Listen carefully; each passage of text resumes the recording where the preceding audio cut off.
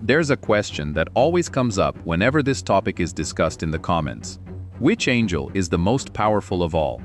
The answer most people expect is Michael or Gabriel, two names anyone can recite off the top of their head. But the truth is much stranger than that. The most powerful beings in the celestial hierarchy don't even have proper names most of the time. They have descriptions. And that description, when you read it carefully, is far more terrifying than any image of an angel that popular culture has ever sold you. Wait, more terrifying? That's right. Let's go in order. At the top of this hierarchy are the Seraphim. The word, in Hebrew, comes from the root saraph, which literally means to burn or to blaze. They appear only once directly, described in detail, in the book of Isaiah, chapter 6.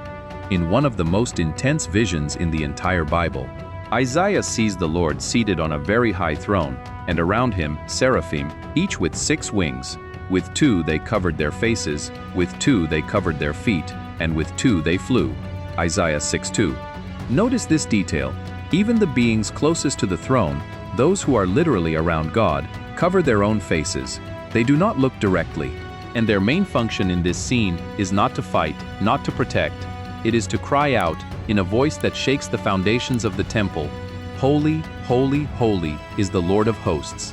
Isaiah 6:3. One of them even touches Isaiah's lips with a live coal, taken from the altar itself, purifying him so that he can speak before God. Fire, purification, extreme proximity to holiness, that is the work of the seraphim. Descending a step, although descending is a strange word to use here, because this category is also terrifying in its own way, come the cherubim. And here I'll correct a mistake that practically everyone makes. A cherub is not a chubby baby with a bow and arrow. That image comes from Renaissance art, not the Bible. The actual biblical description is quite different. Ezekiel, in chapter 1, describes beings with 4 faces each, of a man, a lion, an ox, and an eagle, 4 wings, feet like a calf, and their whole body, their backs, their hands, and their wings, were full of eyes all around. Ezekiel 10:12. Full of eyes. It's not a cute creature. It's a creature of absolute vigilance, seeing in all directions at once, without any blind spot. And what is the job of the cherubim? To guard. Right after the expulsion of Adam and Eve from Eden, God placed cherubim and a flaming sword that turned every way to guard the way to the tree of life. Genesis 3:24. They are the first celestial beings mentioned in the entire Bible, and their function is already linked to the protection of something sacred, preventing unauthorized access. And that's not all. 2 golden cherubim are positioned on top of the Ark of the Covenant, covering the mercy seat with their wings, the exact point where God's presence manifested itself over Israel, Exodus 25:18-20.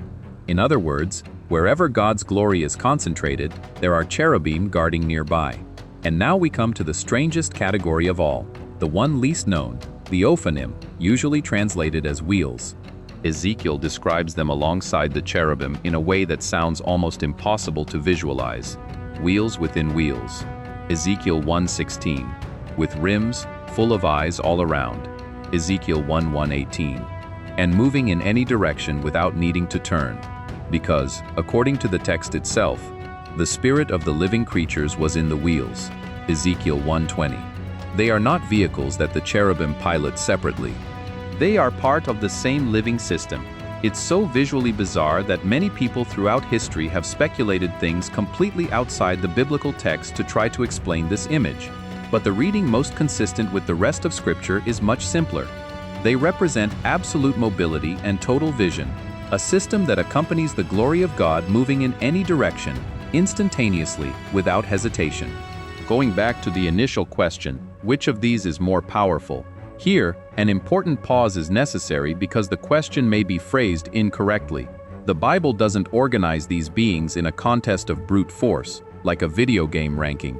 It organizes them by proximity and function in relation to God's holiness. The seraphim are physically closest to the throne, covering their faces, crying out incessantly. The cherubim guard what is sacred and carry the divine presence. The Ophanim ensured that this presence moves without any limitation.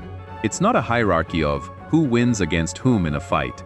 It's a hierarchy of intimacy with the sacred. And where do Michael and Gabriel fit into all this? Since they are the names everyone remembers first. They belong to a different category, called archangels, literally chief angels, associated more with specific missions than with this descriptive proximity to the throne. Michael is described as one of the chief princes, Daniel 10:13, and as the leader who confronts the dragon in Revelation 12:7. Gabriel appears as a direct messenger, announcing the birth of John the Baptist and Jesus, Luke 1:19-26. They are, let's say, the generals of operation, while Seraphim, Cherubim, and Ophanim seem to operate almost as part of the very structure of the divine throne. What becomes clear, putting all this together, is that popular imagination has oversimplified a structure that the Bible describes with a strange, almost disturbing level of detail, full of eyes, full of fire, full of wings covering faces. And perhaps that is precisely why these passages intimidate those who read them for the first time. They were not written to seem cute or welcoming.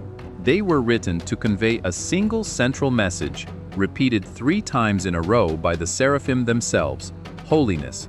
A holiness so intense that it demands fire, demands eyes everywhere, demands covered faces, even among the beings closest to it. It's worth reiterating the usual caveat.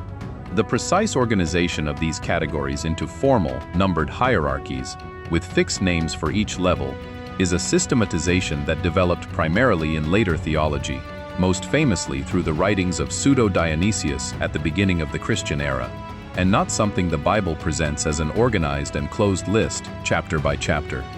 The texts we cite here are real and direct, but the hierarchy between them, as a complete system, is a theological reading constructed from these descriptions, not an explicit biblical table. So here's the question for you. After learning the true description of these beings, which impressed you the most? The seraphim covering their faces before the fire, the cherubim with their many eyes guarding the sacred path, or the Ophanim moving in any direction without hesitation? Comment below with your opinion. I really want to know, and I'll see you in the next video.